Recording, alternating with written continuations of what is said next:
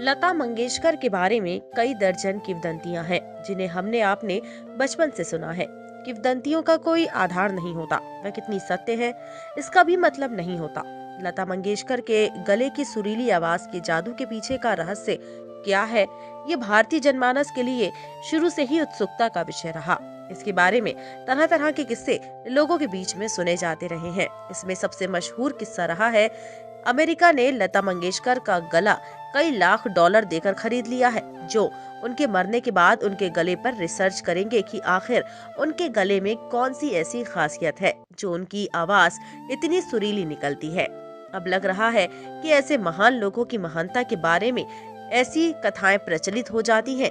ये किंवदंतियां कथाएं ऐसी ही किसी आम व्यक्ति पर नहीं प्रचलित होती। इसी तरह की कथाएं लता मंगेशकर जैसी महान आत्मा पर ही बना करती हैं। दरअसल ये किंवदंतियां जनमानस के मन में पैदा भाव से उत्पन्न होती है। अभी भी बहुत से लोगों को ये जिज्ञासा है कि इस बात में कितनी सच्चाई है। ऐसा ही कुछ सालों पहले लता जी के बारे में एक और किंवदंती थी कि पाकिस्तान की तरफ से डिमांड थी कि पूरा कश्मीर हमसे ले लो, परंतु हमें लता मंगेशकर दे दो। ये तक कहा गया कि ऑल इंडिया रेडियो को एक पत्र दिया गया था जिसमें लिखा था कि हिंदुस्तान कश्मीर ले लो, परंतु लता जी को पाकिस्तान को दे दो। लता मंगेशकर जी की आवाज के दीवाने पाकिस्तान में भी बहुत है। पाकिस्तान की महान गायिका नूरजहां का नाम उसमें सबसे ऊपर आता है। नूरजहां ने एक बार कहा था कि लता एक है, उनके जैसा कोई दूसरा पैदा नहीं हुआ।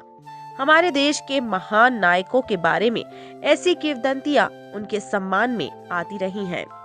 लग जा गले के